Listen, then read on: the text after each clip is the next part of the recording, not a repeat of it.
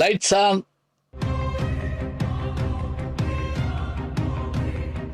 வணக்கம். திங்கக்கிழமை வந்த உடனே நமக்கு ஏற்படுற மகிழ்ச்சி என்ன அப்படின்னா, ஒரு உற்சாகம் பீரிட்டு எழ வேண்டும்.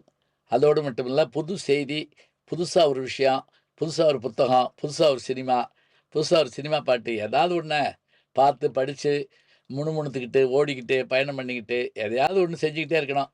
ஏன்னா ஒரு நாள் மட்டும் இல்லைங்க, இந்த வாழ்க்கை ஒரு முறை நமக்கு கிடைக்குது. இந்த கிடைக்கிற வாழ்க்கையை நம்ம மகிழ்ச்சியாக கொண்டாடுறதுங்கிறது எவ்வளோ நல்லா இருக்கும். அதான சிறப்பு. அப்படி பார்த்தா எனக்கு என்ன பிரியா மகிழ்ச்சி என்னன்னா, நான் படித்ததில் ரசித்ததையோ, படித்ததில் பிடிச்சதையோ உடனே நண்பர்களுக்கு ஃபோன் பண்ணி சொல்லுவேன். அல்லது நம்ம யூடியூப் சேனல் இருக்குது, இதில் சொல்லலாம். எனக்கு இப்போ நான் பார்த்ததுலேயே ரொம்ப பிடிச்சது என்ன தெரியுங்களா? அதாவது ஒரு பிச்சைக்காரரு ரோட்டில் உட்காந்துருக்காரு. அவர் யார்கிட்ட எப்படி பணம் கேட்பார் அப்படின்னா, கார் போது பாருங்க, சிக்னல் கிட்ட அங்கே போய் மாத்திரம் பணம் கேட்பார்.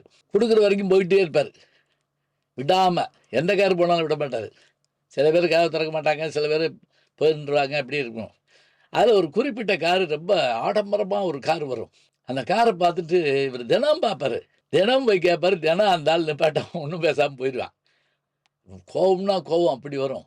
இல்லைன்னு கூட சொல்ல மாட்டேங்கிறானே அப்படின்ட்டு ஒரு நாள் என்னமா செஞ்சு இந்த ஆள்கிட்ட பேசிடணும் அப்படிங்கிற மாதிரி போய் நிற்பான்ல, வேகமாக போவான்ல. வரதா அவர் கண்ணாடியில் பார்த்துட்டு வர நம்ம தெரியல, கண்ணாடி இறக்குவார். என்ன அப்படிம்பாரு, எனக்கு பணம் கொடுக்கணும். எதுக்கு? எனக்கு வாழ வழி இல்லை, ஒன்றும் இல்லை, சாப்பாட்டுக்கு வேணும், பசியாக இருக்கு. சரி, நான் உனக்கு தர்றேன், ஏதாவது பணம் கொடுக்குறேன், நீ எனக்கு என்ன தருவ?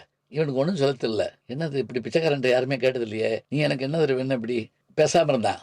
வேறு, நீ எனக்கு ஏதாவது கொடு, நான் உனக்கு தினம் கூட தர்றேன், நீ எனக்கு கொடுக்கணும் சொல்லிட்டு சிக்னல் விழுந்துச்சு. அவர் போயிட்டார். சிக்னல் அங்கே மட்டும் இல்லை, எவனுக்கு விழுந்துருச்சு. அப்போ நம்ம ஏதாவது கொடுக்கணும், அவ்வளோதானே. என்ன செய்யலாம்? என்ன பண்ணால், அந்த பகுதிகளில் இருந்த மலர்களை சேகரித்தாங்க. அந்த சேகரித்து அது ஒரு சின்னதாக ஒரு பொக்கே மாதிரி செஞ்சான். செஞ்ச அந்த பொக்கையோட அப்படின்னால ஒருத்தர் வந்து எவ்வளவு அப்படின்னு சொல்லி வாங்கிட்டு போனார். இன்னொரு ஆள் ஒரு நாளைக்குள்ளே ஒரு 4-5 பொக்கே வந்துருச்சு. இப்போ இவன் கையில் பணம் வந்துருச்சு. இவன் உடனே என்ன பண்ணா, அந்த கார் வருதான்னு பார்த்துக்கிட்டே இருந்தாங்க. வந்த உடனே வேகமாக ஓடி போய் அந்த பொக்கை எண்ணிட்டான். அவர் சிரிச்சுக்கிட்டே பர்சனல் பணம் எடுத்து கொடுத்தார். இதைத்தான் நான் அவன்கிட்ட எதிர்பார்த்தேன். நீ சும்மா இருந்து யார்கிட்டையும் எதிர்பார்க்காத, நீ ஏதாவது செய்ய.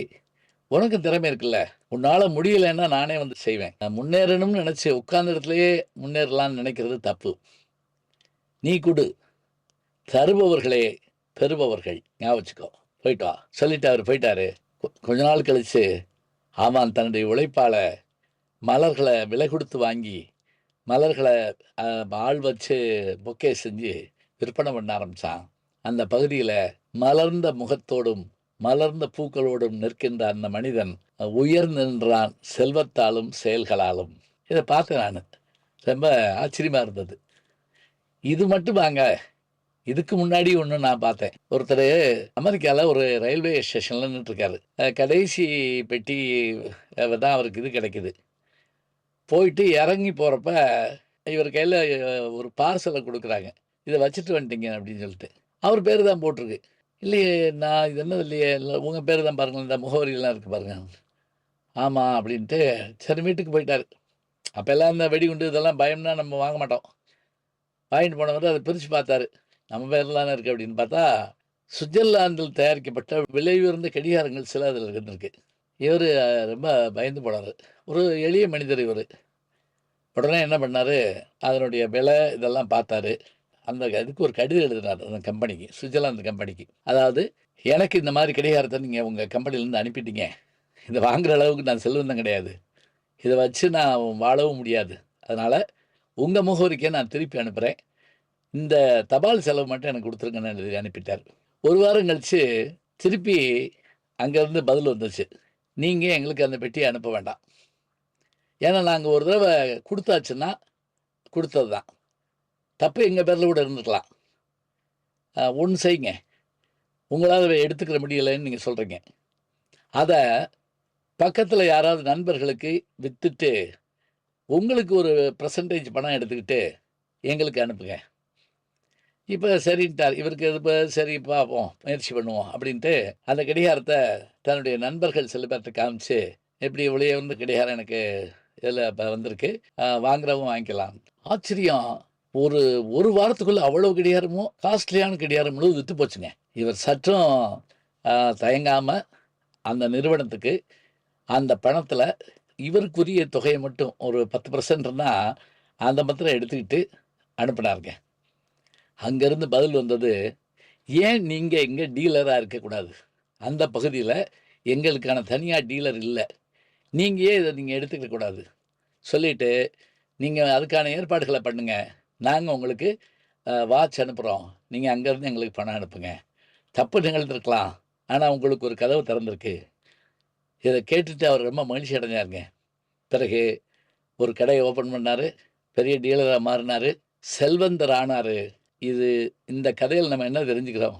சில நேரங்கள்ல நம்ம வந்து சில விஷயத்துக்குள்ள விதி தள்ளி விடுங்க.